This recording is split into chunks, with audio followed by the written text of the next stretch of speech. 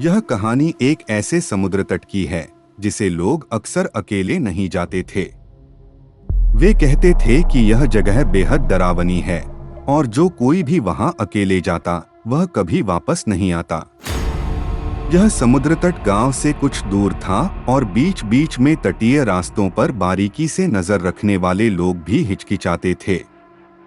लेकिन एक दिन एक युवा लड़का अर्जुन, जो हमेशा नई चुनौतियों की तलाश में रहता था, इस रहस्यमयी समुद्र तट पर जाने का निर्णय लेता है।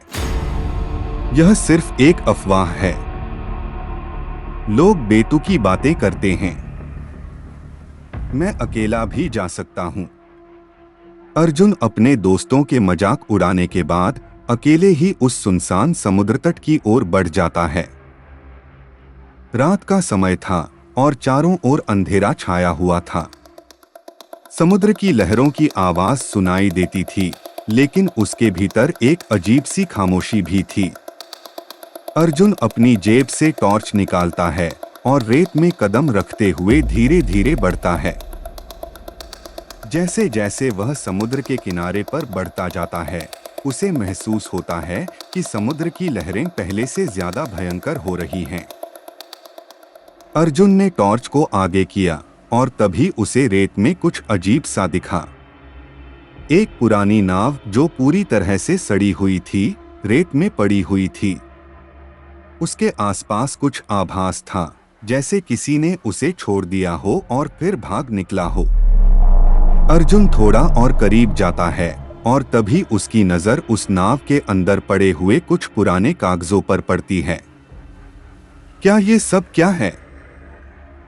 ये कागज पुराने लग रहे हैं, कोई तो यहाँ पहले भी आया था। अर्जुन इन कागजों को ध्यान से उठाता है और उन पर लिखे शब्द पढ़ने की कोशिश करता है। वह एक क्षण के लिए चुप हो जाता है और फिर उसे समझ आता है कि ये एक चेतावनी है, जो इस समुद्र तट पर आएगा वह कभी वापस नहीं लौटेगा। अर्जुन की त्वचा पर एक ठंडी शहनाई दौड़ जाती है।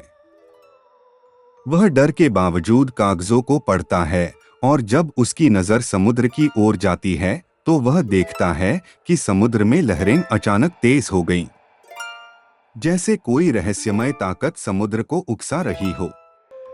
तभी उसे हवा में एक अजीब सी आवाज सुनाई देती है, जैसे कोई महिला चिल्ला रही हो। यह क्या था? कोई है क्या वहां? अर्जुन की घबराहट बढ़ जाती है। वह महसूस करता है कि उसके आसपास कुछ नहीं है, फिर भी एक अजीब सी उपस्थिति का एहसास उसे हो रहा था। अर्जुन की नजर समुद्र में घुमा देती है और तभी उसे रेत में एक महिला का रूप दिखाई देता है। वह महिला सफेद कपड़ों में लिपटी हुई थी और उसका चेहरा पूरी तरह से ढका हुआ था। उसकी आंखें रहस्यमय तरीके से चमक रही थीं। अर्जुन एक कदम और बढ़ता है, लेकिन वह महिला अचानक गायब हो जाती है। अर्जुन डरा हुआ होता है, लेकिन फिर भी वह आगे बढ़ता है। उसके कदम धीमे धीमे बढ़ रहे थे, जैसे उसे किसी के पीछे होने का एहसास हो रहा हो। मुझे यहां से निकलना होगा। वह घबराते हुए दौड़ने लगता है, लेकिन जैसे ही वह समुद्र के किनारे से दूर जाने लगता है, समुद्र की लहरें और भी तेज हो जाती हैं। उसकी सांस तेज हो जाती है और उसे महसूस होता है कि कोई उसे पीछा कर रहा है। अर्जुन अचानक रुकता है जब उसके सामने वही महिला प्रकट होती है। इस बार उसका चेहरा खुला हुआ था और वह एक भयानक सड़ी हुई मरी हुई महिला का चेहरा था। उसकी आंखें घबराई हुई और लाल थीं, जैसे वह उसे निगलने वाली हो। महिला की आवाज गूंज उठती है, तुमने हमारी चेतावनी क्यों नहीं सुनी अर्जुन? अब तुम भी हमारे साथ हो। अर्जुन डर के मारे बेजान सा खड़ा था, लेकिन वह महिला उसे खींचने के लिए अपनी बाहें फैलाती है। अर्जुन को उसकी ठंडी पकड़ महसूस होती है और वह चिल्लाता है, नहीं, मुझे छोड़ दो।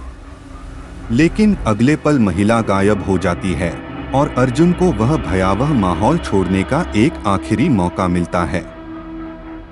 वह भागने की कोशिश करता है, लेकिन जैसे ही वह समुद्र के पास पहुंचता है, अचानक एक जबरदस्त लहर आती है और उसे अपनी चपेट में ले लेती है। समुद्र में एक असाधारण शांति छा जाती है और अर्जुन का नाम उस रहस्यमयी जगह से गुम हो जाता है। अब वह भी उन लापता लोगों में एक बन चुका था जो कभी वापस नहीं लौटे। कहा जाता है कि अगर आप उस समुद्र तट पर जाते हैं तो वहां की ठंडी हवा और लहरें आपके पास आकर आपके साथ एक मूक संवाद करती हैं। लेकिन फिर भी कुछ लोगों का मानना है कि अर्जुन आज भी उस समुद्र के किनारे खड़ा है, जहां उसकी आत्मा हमेशा के लिए फंसी हुई है।